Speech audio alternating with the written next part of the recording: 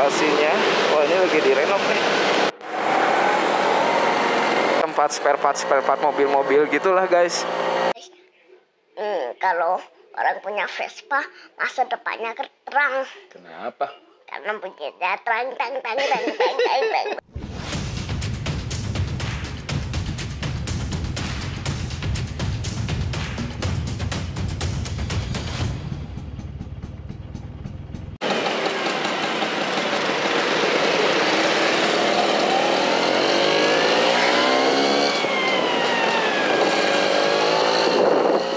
Sudah apa kabar, gimana Damang Mabrai? Kembali lagi bersama gue di sini.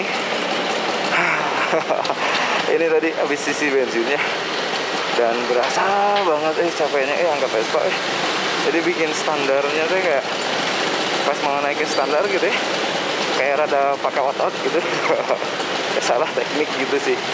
Oh, tapi sudah sih. Ini gue pulang gawe guys. Jadi lumayan nih, rada padat kalau sore ya. Ini jalur yang biasa memang gue lalui, jadi kalian jangan kaget ya kalau ternyata jalurnya tuh itu lagi gitu. Karena gue tuh tipe orang yang setia gitu. Jadi kalau misalkan jalan itu ya akan terus aja lewat situ gitu. Tapi guys, gue minta ya kita bisa lebih sering sharing gitu guys, untuk bisa semakin lebih kenal dekat ya. Jadi makanya kalau yang di Bandung lah, ayo kapan kita misalkan mau ngumpul, mau ngops gaskeun gitu, biar lebih seru aja, banyak kawan ya guys ya. Ini btw gue deh ada rasa kekhawatiran kalau nanti hujan guys gitu. Gimana kalau kita bahas tentang kekhawatiran? Bye. Bersama Vespa kita bahas sesuatu yang menarik, yang tentunya selalu berhubungan dengan kehidupan kita. Dan sekarang guys, kita mau bahas tentang kekhawatiran. Siapa sih yang gak punya rasa khawatir? Nih gue tuh bener-bener sampai ada rasa gimana ya, wah bahaya nih kalau hujan tolonglah jangan sampai hujan dulu gitu. Ya. Ada hal yang bikin kita khawatir gitu kalau hujan gimana dan bla bla bla. Sebenarnya sih gue khawatir hujan karena gue malah pakai jas hujan. Sesuatu yang sebenarnya nggak terlalu krusial ya, tapi rasa khawatir itu nempel bray. Ya sama juga dengan mungkin kita ya, di antara kalian khawatir tentang apa by the way? Apakah khawatir tentang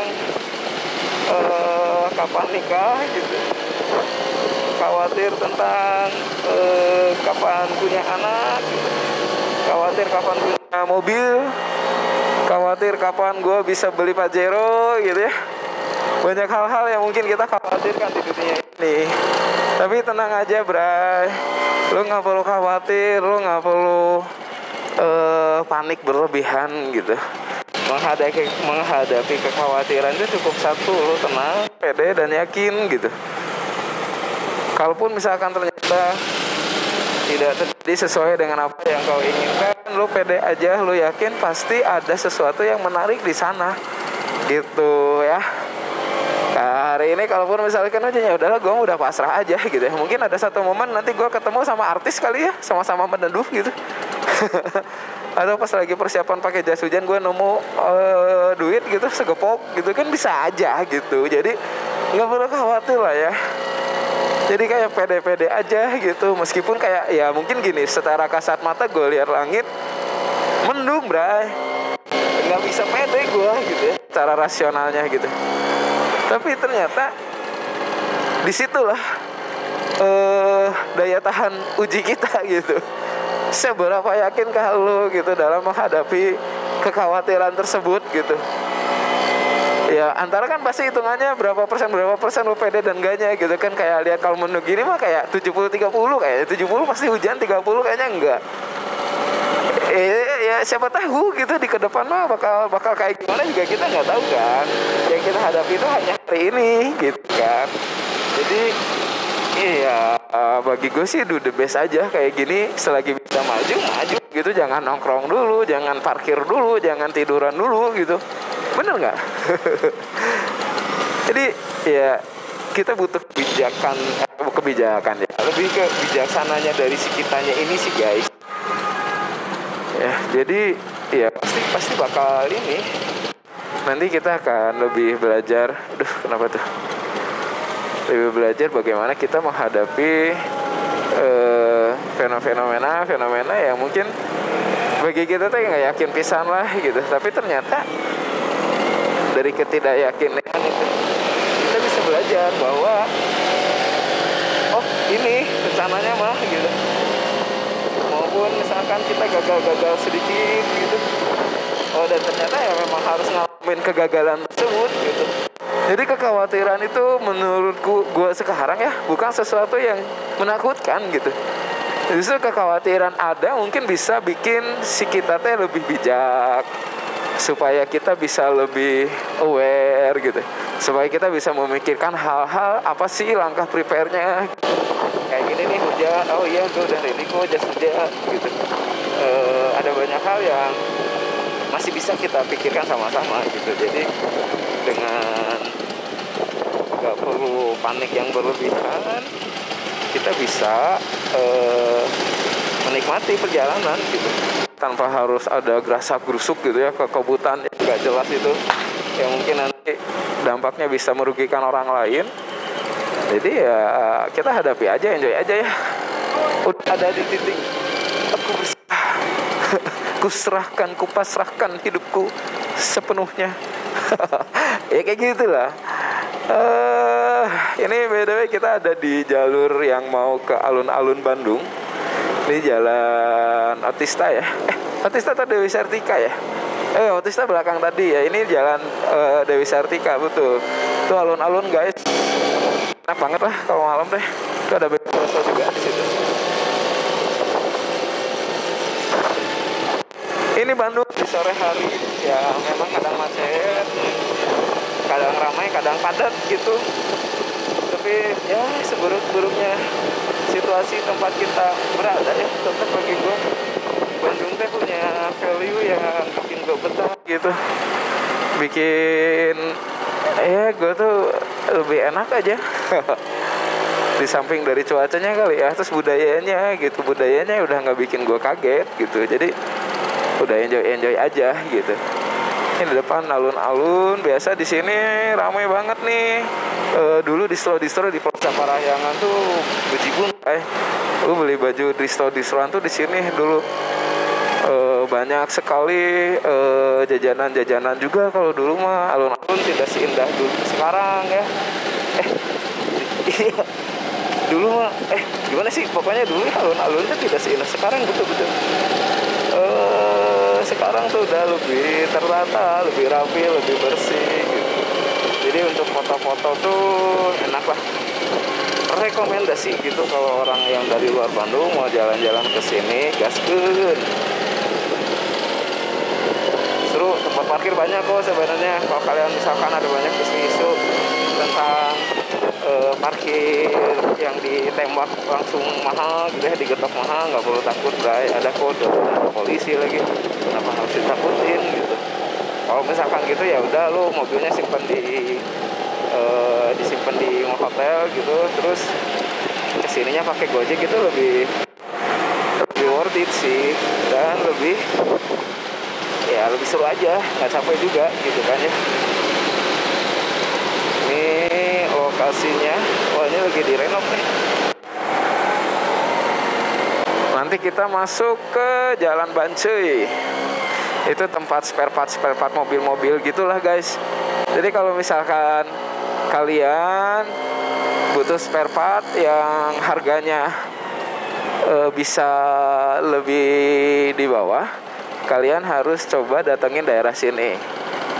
Banyak nih di sini, dan ada banyak yang ngomong sih ya barangnya ori di sini guys. Lumayan lah. Kalau misalkan kondisi keuangan lagi seret gitu dan mobil butuh jajan aja ke sini. Jadi sepanjang kanan kiri ini bagian-bagian otomotif semua gitu.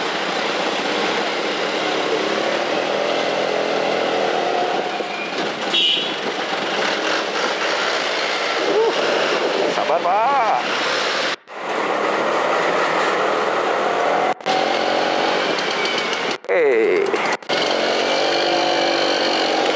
Malah gue yang panik, bray. Kanan kiri ditutup.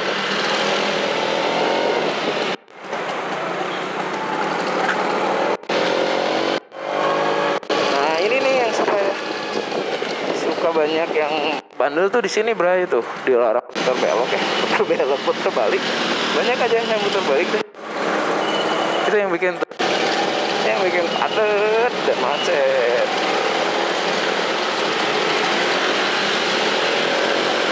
Kita mah jadi manusia yang tertib ya. Pasti banyak yang ngomong, mentang-mentang ada kamera jadi udah ke situ. Enggak, bray, udah tobat asli. Kemarin ya udah cukup lama gitu. Gue lewat situ tuh, di bawah sana dekat beneran gitu ada polisi, bray. Kena gue ditilang, sidang deh. Jadi apes lah. Jadi di situ gue udah langsung tobat. Kayaknya gue harus tertib deh. Gue tertib bukan karena ada polisi ya, bray, tapi ada sebuah kesadaran gitu. Kesadaran kalau gue tuh harus tertib. Karena ketika gue kayak tadi itu mengakibatkan kerugian waktu bagi orang lain ya. Jadi selain apa yang harus gue lakukan sebagai warga negara yang baik, ya gue taat aja, bray. Jadi sekarang mah gue udah jalurnya kesini terus gitu.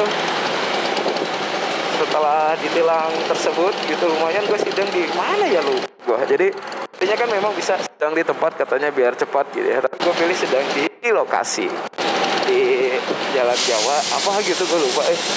Jadi gue sidang di situ, ya udah beres gitu, ya kan. Nah di sini nih lokasi tragedi. Ternyata ada pak polisi, guys. Aduh. Tapi sebenarnya ya kita ya di Indonesia tuh kadang takut itu kayak ya karena kita tahu ya, pertama kita udah salah duluan. Terus ketika ada kondisi seperti tilang menilang itulah ya, kan kita udah sadari kan kita salah kan. Tapi konon cenderungnya itu bikin psikologinya itu kita tuh bukan takut karena peraturannya, bro, tapi kita takut karena polisinya gitu. Jadi kayak di jalan tuh kita bukan takut karena peraturan lah ya, tapi kita takut karena polisi gitu. Kayak misalkan kalau di sini gue nggak takut sama polisi, mungkin gue nggak akan pakai helm gitu. Tapi kalau gue takut sama polisi, gue pasti pakai helm gitu. Gitu ya sekarang teh si kesadaran kita sebagai manusia geser ke area itu gitu. Padahal kenapa gue jadi bahas kayak ginian ya? Padahal, bray, itu kan tentang keselamatan kita juga ya, guys ya. Kan nggak sih? Keselamatan kita juga, dan nggak rugi loh kita pakai helm gitu. Justru kita semakin diuntungkan gitu. Kalaupun ada situasi kondisi yang buruk, kepala kita masih terjaga gitu ya. Itulah. By the way, ini kita udah ada di lokasi yang mau arah ke daerah Jalan Kebun Kaung.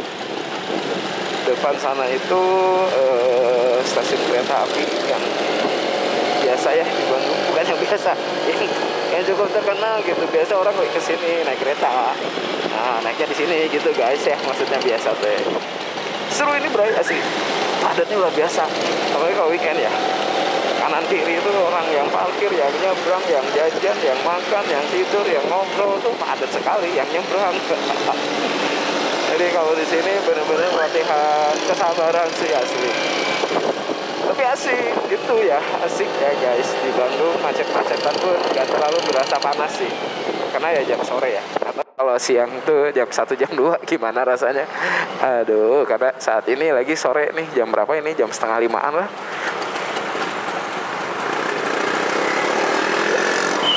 Oke.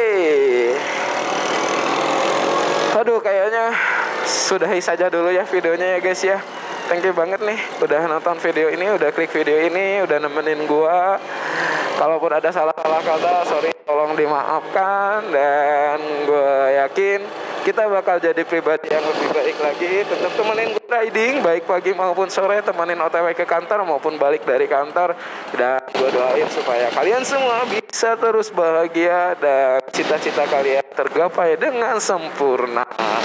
Thank you guys, pokoknya mah doa terbaik untuk kalian. Thank you and bye-bye.